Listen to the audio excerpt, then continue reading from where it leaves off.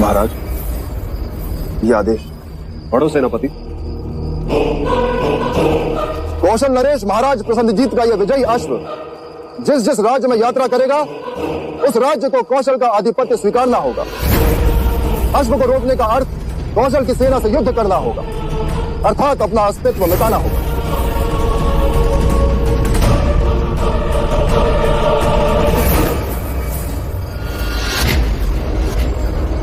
कौशल नरेश महाराज प्रसन्नजीत की, महाराज प्रसन्नजीत की, महाराज प्रसन्नजीत की, महाराज प्रसन्नजीत की, महाराज प्रसन्नजीत की, महाराज प्रसन्नजीत की, महाराज प्रसन्नजीत की, महाराज प्रसन्नजीत की, महाराज प्रसन्नजीत की।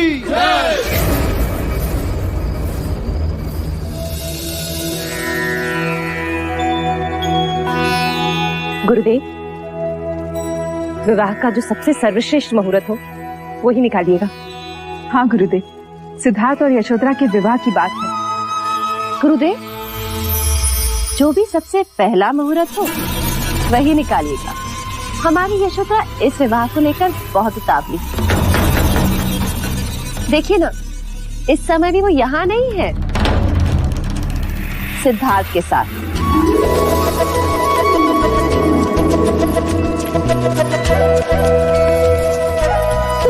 क्या कर रही हो? तुमसे बदला ले रही हो। अरे वो तो पैसे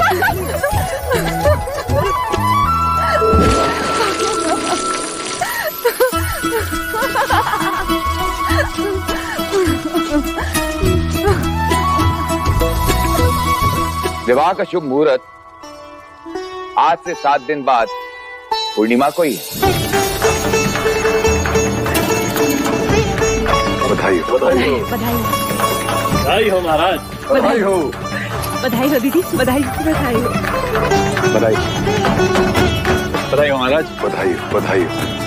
अनुज, आज कपिल वस्तु नगर में मिठाइयां बांटो, बजाओ गगनढोल, घोषणा करो कि कल से 7 दिनों तक सारा कपिल वस्तु और देवदा विवाह के बाराती होंगे। अवश्य। ऐसा आमंत्रण तैयार करो कि भारतवर्ष का कोई भी राजा युवराज के विवाह में आने का लालच रोक न सके। इस बार कौशल नरेश प्रसन्नजीत, मगध नरेश, महाराज बिंबिसार और वैशाली के लिच्छवी सारे एक साथ कपिल वस्तु के अतिथि होंगे। बधाई हो।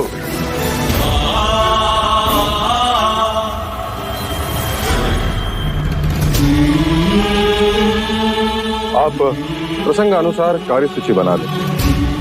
मैं कुछ ही क्षणों में उपस्थित होता हूँ।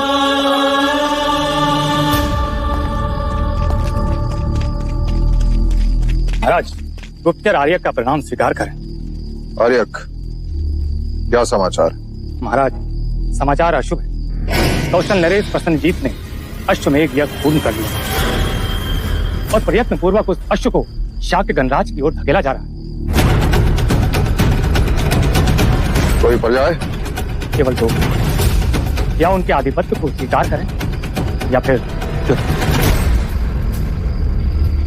तो फिर युद्ध ही होगा। अपने गुप्तचरों को चौका न करो और उनके अश्व की दिशा पर हर समय दृष्टि बनाए रखो। इस समय उनका अश्व कपिल वस्तु से कितनी दूरी पर? 7 दिवस की दूरी पर है महाराज। 7 दिवस। विवाह का शुभ मुहूर्त आज से 7 दिन बाद पूर्णिमा को ही।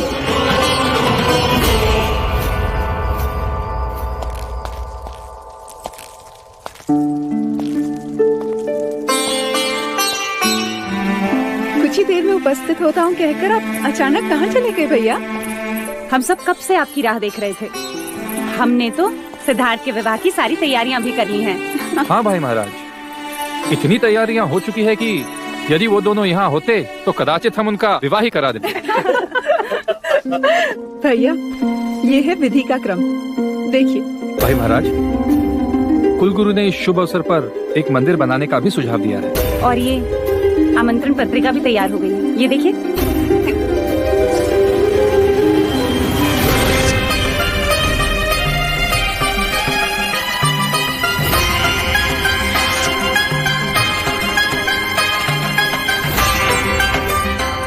देव, आमंत्रण विवाह का नहीं, युद्ध का होगा। स्वागत के स्वर नहीं, युद्ध के नगाड़े बजेंगे।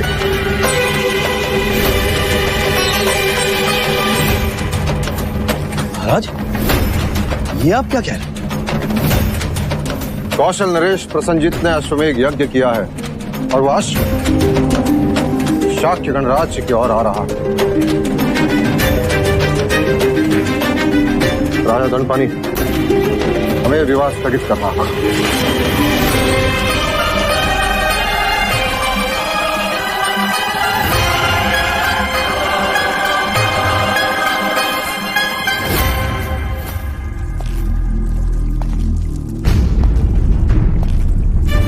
भाई महाराज, क्या प्रसन्नजीत का अश्व शाक्य सीमा में प्रवेश कर चुका है? नहीं अनुज, अर्थात हमारे पास समय है। हाँ महाराज, ये भी तो हो सकता है कि वो अश्व कपिल वस्तु की सीमा में प्रवेश करे ही ना। फिर तो हम सिद्धार्थ और यशोधरा का विवाह कर सकते हैं।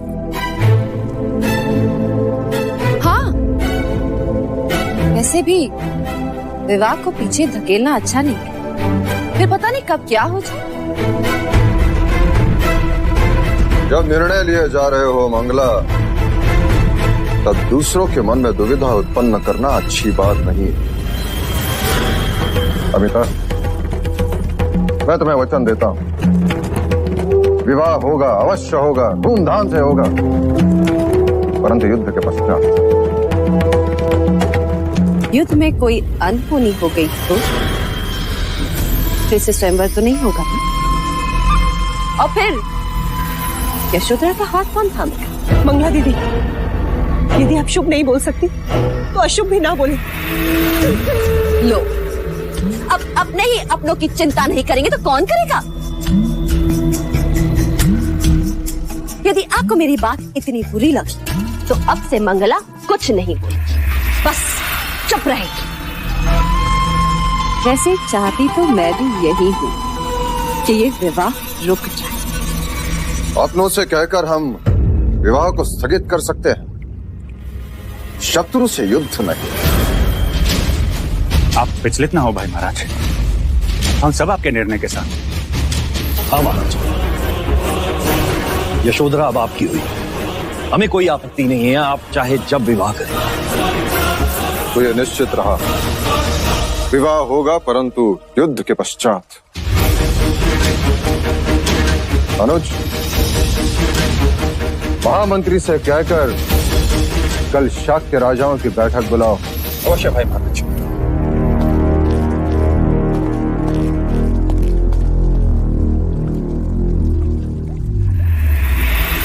अब तो श्रीफल चढ़ाने ही पड़ेंगे।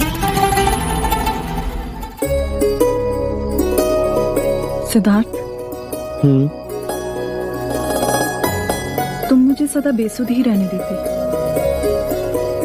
क्यों? तुम्हारा ध्यान मेरे पास तो रहता। मैं तुम्हारे पास ही हूँ गोपाल। पर ध्यान वो कहाँ है?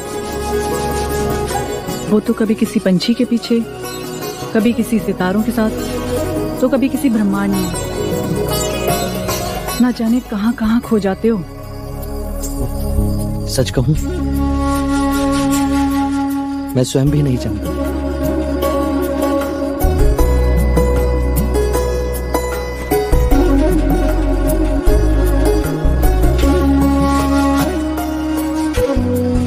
ये क्या कर रही हो? स्वयं को तुमसे बांध रही हूँ। क्यों?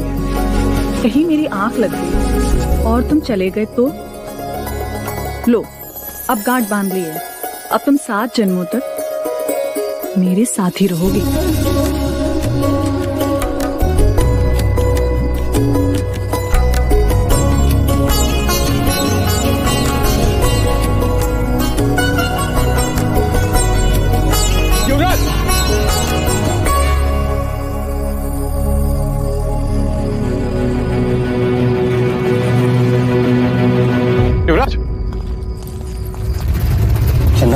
युवराज, एक अशुभ बात हो गई। क्या हुआ?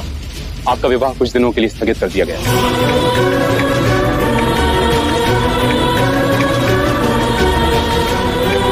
पर क्यों? क्योंकि प्रसन्नजीत ने अश्वमेध यज्ञ कर अश्व को छोड़ दिया। कपिल वस्तु में अश्व के आते ही युद्ध होगा।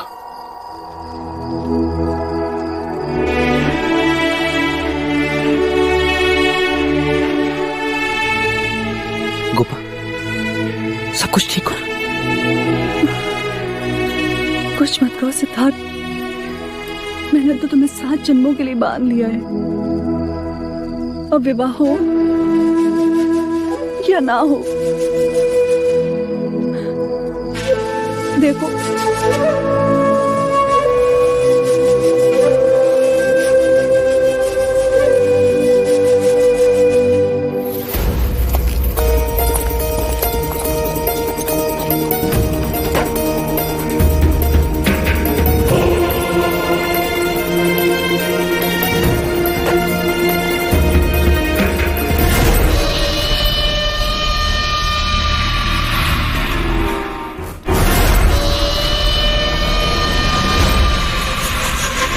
मेरा रास्ता छोड़ो। कैसे छोड़ दूं? रास्ते में तुम जो मिल गई हो, तुम्हें कैसे छोड़ दूं? मुझे तो लगा था कि अब तुम कभी मेरे सामने नहीं आओगे। क्यों? स्वयंवर की पराजय ने मुझे काला कर दिया है तुम्हारा। माना कि मैं स्वयंवर में पराजित हुआ, परंतु मेरा भाग्य पराजित नहीं हुआ अभी। अर्थात स्वयंवर के बाद ना तो कौशल से युद्ध का ये शुभ समाचार मिलता, ना तुम्हारा विवाह रुकता, और ना मुझे ये सुनहरा अवसर मिलता।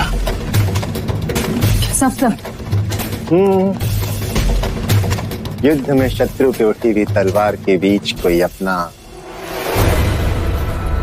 भी तो हो सकता है।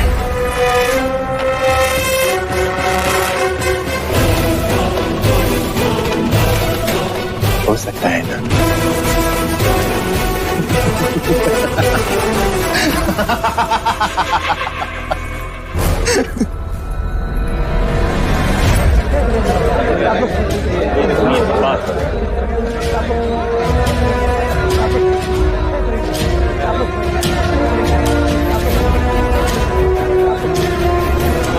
शांत हो जाइए, शांत हो जाइए। हम पहले केवल एक ही उत्सव मनाने वाले थे, परंतु मां अभ्या की कृपा से अब हम 2 उत्सव मनाएंगे। एक प्रसन्नजीत को पराजित करने का, और दूसरा सिद्धार्थ के विवाह का। वैसे आप सारी परिस्थिति से अवगत हैं। यदि प्रसेनजीत हमारी देश की ओर देखेगा तो उसे मुंह की खानी पड़ेगी। हमें एक होकर युद्ध करना होगा और उसके अश्व को रोकना होगा। और उसके अश्व को ना रोका तो? उसका अर्थ यह होगा कि हमने कौशल का आधिपत्य स्वीकार कर लिया। हमारे पास केवल 2 ही पर्याय है, कौशल का आधिपत्य स्वीकार करे अथवा उनसे युद्ध करे। महाराज, कौशल हमसे अधिक शक्तिशाली है, उसके पास हमसे अधिक शस्त्र है, अधिक सैन्य है और अधिक अश्वबल भी महाराज। परंतु हमारे जैसा साहस नहीं। हमारा एक शाक्य योद्धा उनके 10 योद्धाओं पर भारी है। मेरा प्रस्ताव है कि हम सबको शांत होकर इस पर विचार करना चाहिए। महाराज, यदि हम प्रसन्नजीत की मित्रता स्वीकार लें तो? मित्रता या पराधीनता? नहीं चलेगा। शांत हो जाइए, शांत हो जाइए। महाराज, इससे हम धन और जान की हानि होने से बच सकते हैं। यदि वो हमारे अपने प्रदेश में हमारा अधिकार सुरक्षित रखता है तो इसमें हमें आपत्ति क्या होनी चाहिए? बलशाली मित्र कौन नहीं चाहता महाराज? अर्थात मित्रता के नाम पर हम उनके दास बन जाए? ये मत भूलिए राजा दंडपानी, शाक्य देश एक आदर्श गणराज्य है और उस पर कोई और राज करे ये स्वप्न भी नहीं होने देंगे हम। नहीं होने देंगे। को युद्ध से भय लग रहा है राजा दंडपानी।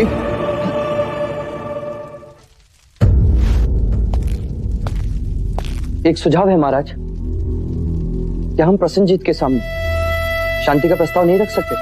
शांति का अर्थ समझने वाले अश्वमेघ यज्ञ किया नहीं करते पुत्र। अब वो शांति की बात तभी समझ पाएगा जब वो युद्ध में पराजित होगा। अब केवल एक ही उपाय है और वो है युद्ध। क्या आप सभी मेरे युद्ध प्रस्ताव से सहमत हैं? महाराज शुद्धोदन की, महाराज शुद्धोदन की, महाराज शुद्धोदन की, महाराज शुद्धोदन की। अब हमें युद्ध के लिए तैयार होना होगा। सारे शाक्य राजा अपनी अपनी सेना लेकर शीघ्र से शीघ्र कौशल सीमा की ओर प्रस्थान करेगा। हमारी सारी शक्ति कौशल सीमा पर इकट्ठा होगी। प्रसन्नजीत के अश्व को हम शाक्य देश में घुसने नहीं देंगे। नहीं घुसने देंगे।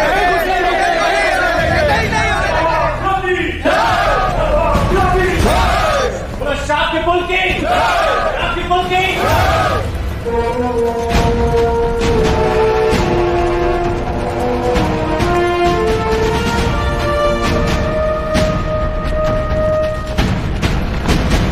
महाराज प्रसन्नजीत की जय हो। बधाई हो महाराज, हम बिना लड़े ही युद्ध जीत गए। हमारे और शाक्यों के बीच जो राज्य था, वहां के नरेश आपके प्रस्ताव को स्वीकार करना चाहते हैं। उत्तम, अति उत्तम सेनापति बहादुर, ये हमारी विजय का प्रारंभ है। आइए राजू।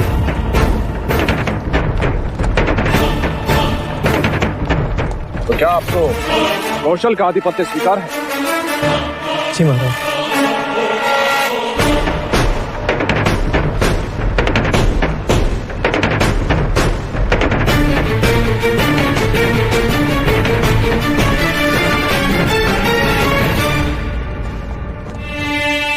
ये हमारी तरफ से आपको भेंट। इसे कौशल के राजकोष में जमा करो और आप जा सकते हैं। हमने आपको अभय दान दिया।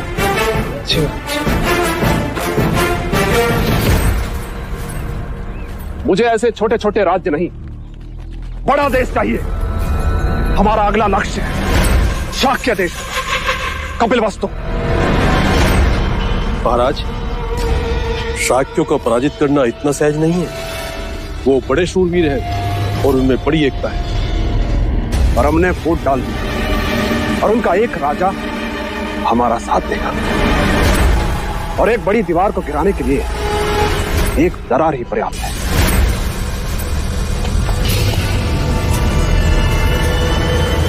गुप्तचर, हमारा ये संदेश उस राजा तक पहुंचा दो। वो अपनी सेना को जो दौधन की सहायता के लिए नहीं भेजे। हाँ, उनसे कहना कि कौशल का साथ देने पर हम उनसे अच्छी तरह से मित्रता निभाएंगे। जी महाराज।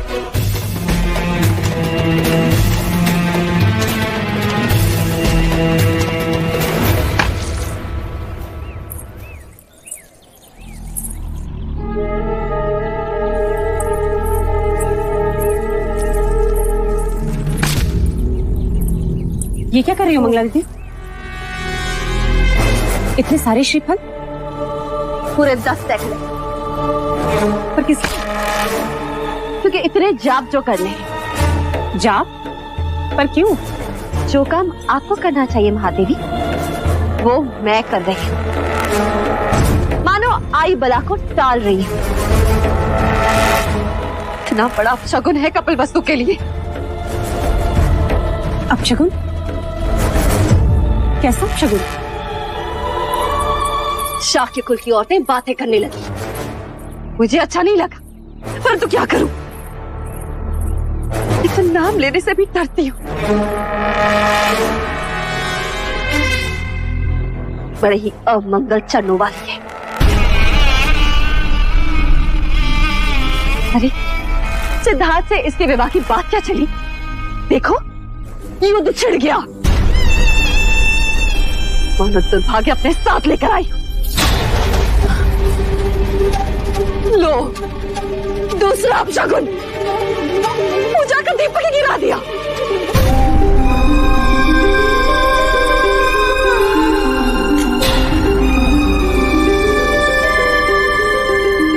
यशो, जानती भी हो तुम क्या कह रही हो मंगला दीदी? यदि देवदत्त के साथ यशोधरा का रिश्ता होता तो भी ऐसी ही बात कहती। केवल बात ना करती, रिश्ता तोड़ के दिखा दी थी। दया आती है तुम्हारी सोच पे मंगला दीदी।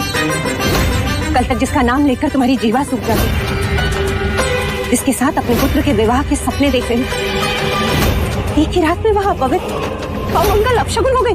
और नहीं तो क्या महादेवी, हाथ कंगन को तत्पन क्या।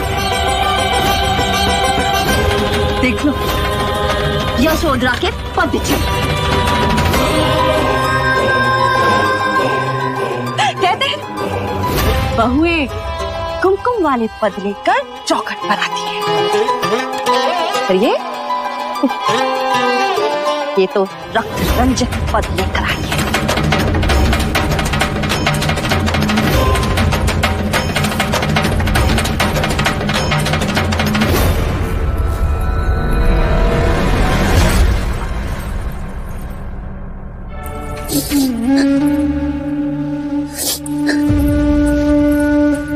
यशो,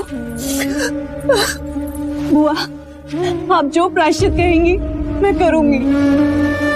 मैं नहीं चाहती कि मेरे कारण प्रजा या राज्य पर कोई भी विपदा आए। अंजलि, ये कैसी बातें कर रही है तू? जिसको जो कहना है वो कहे, पर मेरे लिए तो तू बड़ी भाग्यवान है जो मेरे पुत्र को समझती। और तू देखना, एक दिन यही मंगला दीदी पछताएंगी अपने विचारों पर, जब उन्हें ये पता चलेगा कि हम युद्ध जीते। बस तो। और देखना, इसी चौखट पर वो तेरी आरती उतारेंगे, तो मैं उनसे कहूंगी, है मेरी बहू से बड़ा कोई शगुन? वाह,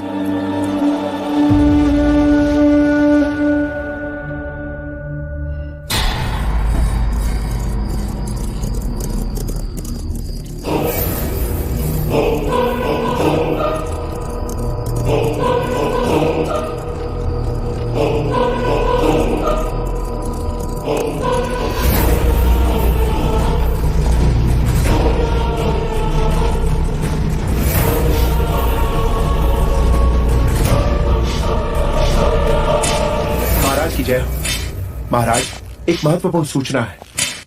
कौशल नरेश का अश्व हमारी सीमा में प्रवेश कर चुका है।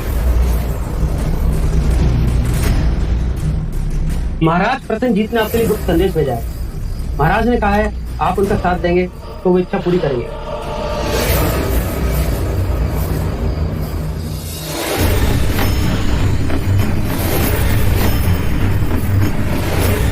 हमें प्रसन्नता हुई। अपने महाराज से जाकर कह दो कि उनकी मित्रता हमारे लिए प्राणों से भी अधिक है। उनके आदेश का पालन करो।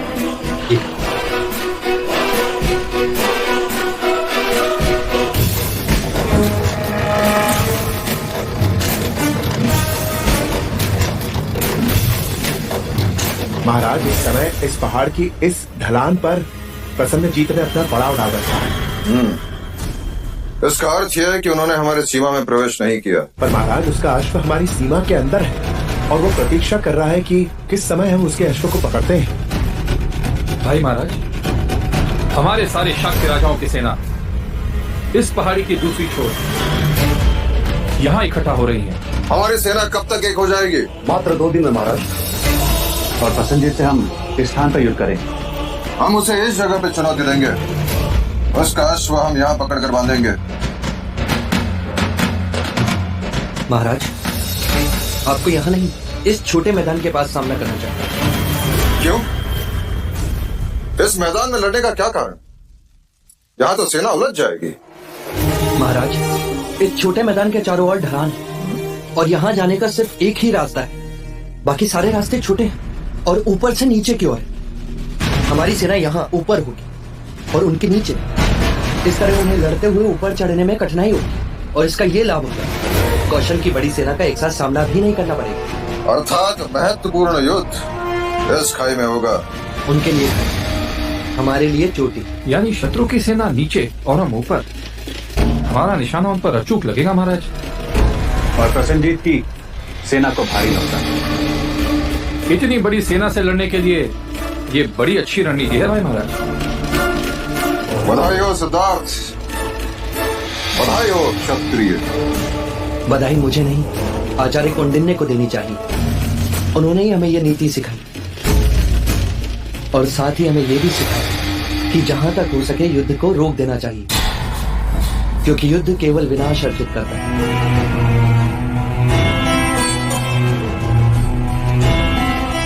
क्या महाराज, हम इस युद्ध को रोक नहीं सकते? सेनापति जी महाराज। सेना को आदेश दो, कल प्रातः काल हम कूच करेंगे। जी पिताजी, मेरी बात तो सुनिए पिताजी।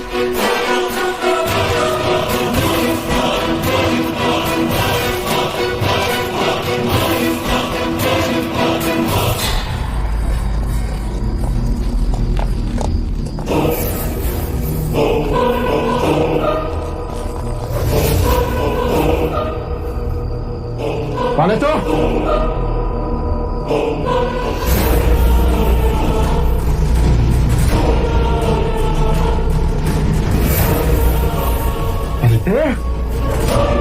क्या कर रहा था यहाँ पे? जी मैं युवराज सिद्धार्थ के लिए एक महत्वपूर्ण संदेश लेकर आया था कुमार देवदत्त। मेरा विश्वास कीजिए, मैं कपिलवस्तु और युवराज का शुभचिंतक हूँ।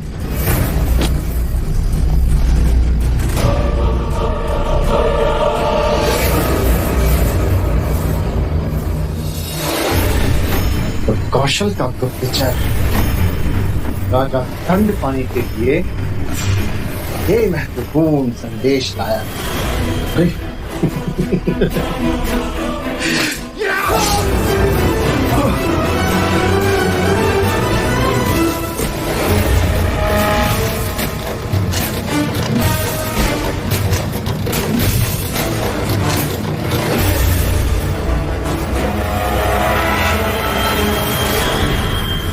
तो आप हैं कपिलवस्तु के शत्रु प्रसन्नजीत के मित्र।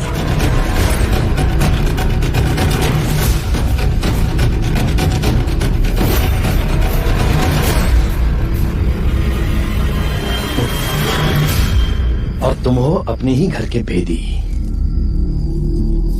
देवदत्त, मैंने तो केवल अपनी महत्वाकांक्षाओं को पाला है, किंतु तुमने और तुम्हारे पिता ने तो कई बार अपने ही भाइयों को मारने का प्रयत्न किया है।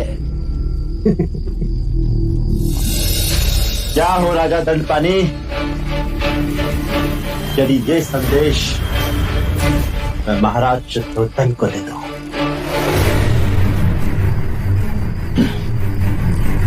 चाहकर भी तुम कभी ऐसा नहीं कर सकते देवदत्त। नहीं कर सकते? क्यों? क्योंकि हमारा शत्रु एक ही है, राजा शुद्धोदन, जो अब आपके संधि हो गए। देवदत्त,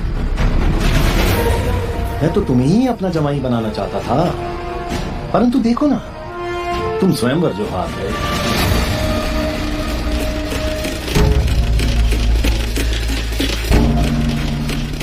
देवदत्त, तुम मेरी सहायता करो और मैं तुम्हारी करूंगा। ये कौशल राज के गुप्त संदेश की बात हम तक रहे, बस।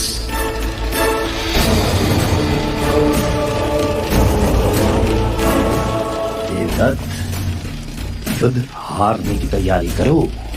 और समझा नहीं? मैं समझाता हूं। कौशल नरेश की जीतते ही शाक्यों के सिंहासन पर मैं बैठूं और फिर यशोधरा तुम्हारी हो।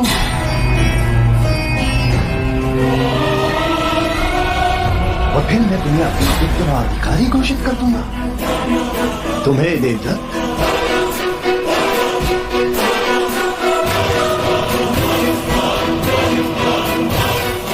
संदेश।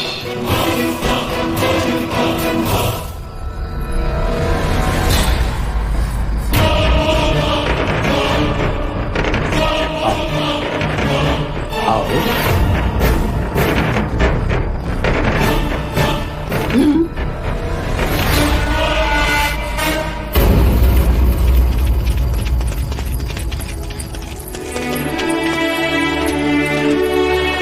बलदेव, बलदेव, क्या हुआ बलदेव? कुछ कहो बलदेव, किसने घायल किया तुम्हें? क्या हुआ बलदेव? क्या हुआ चन्ना? मैंने न रास्ते में घायल पड़ा हुआ देखा तो उठाकर यहाँ ले आया। बलदेव, क्या हुआ बलदेव? कहो। हाँ हाँ बोलो। दंड? किसने दिया तुम्हें दंड? कहो बलदेव, कहो। हाँ? कहो बलदेव, कहो। हाँ।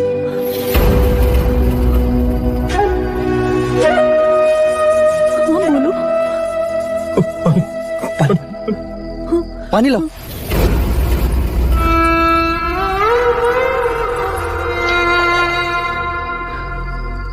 पानी पियो बलदेव, पानी पियो। पानी पियो बलदेव। हाँ, पानी पियो, पानी पियो बलदेव, पानी पियो बलदेव, बलदेव, पानी पियो बलदेव। क्या हुआ इसे? क्या हुआ इसे चन्ना? ये बोल क्यों नहीं रहा? बलदेव, बलदेव, बलदेव, बलदेव,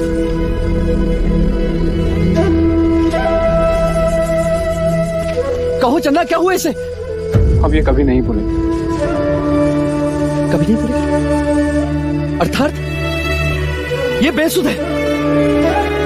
बलदेव, तुम जाओ, जाकर राजवैद्य को बुला के लाओ। जाओ चन्ना, जाकर राजवैद्य को बुला के लाओ। सुध उसे आती है जो बेसुध हो, जिसमें प्राण हो। ये अपने प्राण खो चुका है सिद्धार्थ। नहीं, ये केवल बेसुध है। बलदेव, कहो बलदेव, क्या हुआ? मैंने इसे अभय वचन दिया, इसे कोई नहीं मार सकता। ये बोलेगा। बलदेव, बलदेव कुछ कहो, कुछ कहो बलदेव। युवराज, ना तो इसकी सांसें चल रही हैं और ना ही हृदय गति।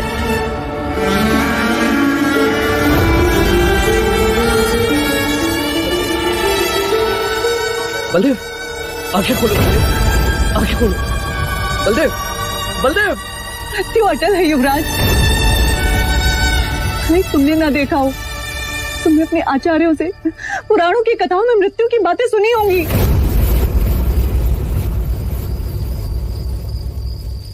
परंतु ऐसे कैसे प्राण शरीर को त्याग सकते हैं? यही जीवन की सच्चाई है सिद्धार्थ। नहीं, युद्ध भूमि में न जाने कितने अपरिचित परिचित शवों को आपको देखना होगा युवराज।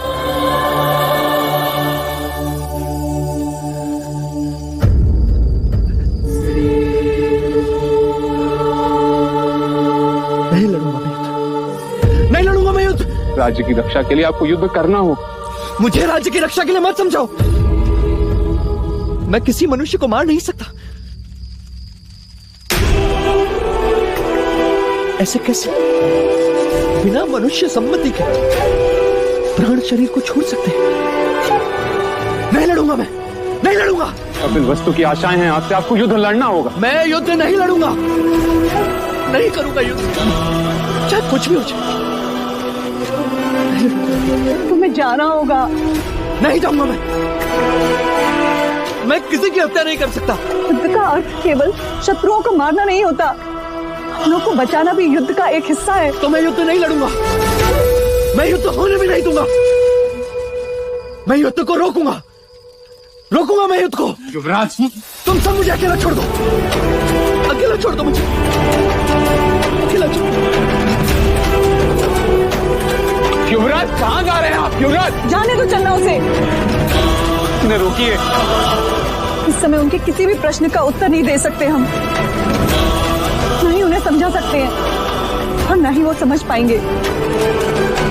केवल एक ही उपाय है, उन्हें एकांत में छोड़ दो।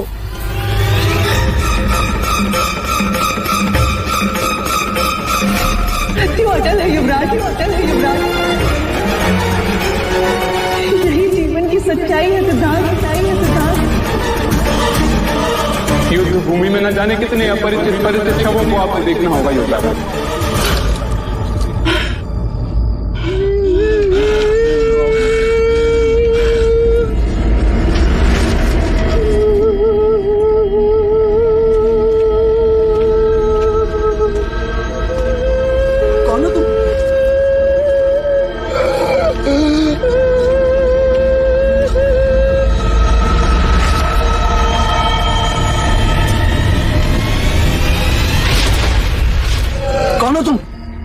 मैं तुम ही तो हूं।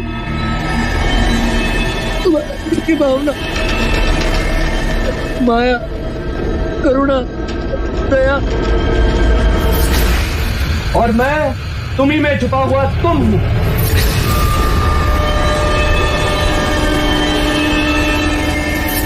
कौन हो तुम दोनों?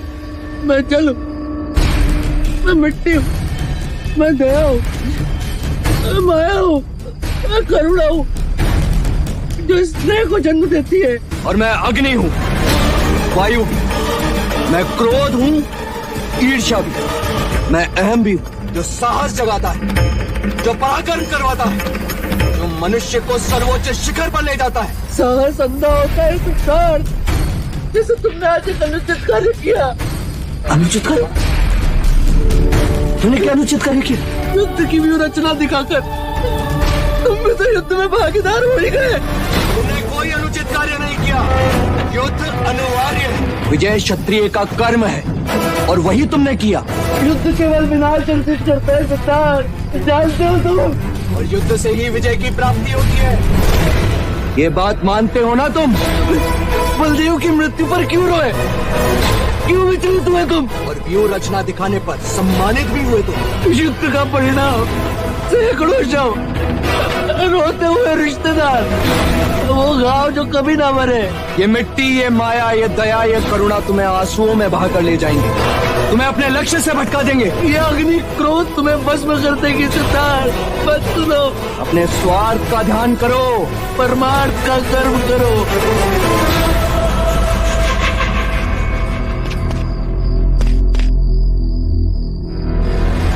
सत्य कथा, पुरुषार्थ कथा, सुनो सुनो सिद्धार्थ कथा।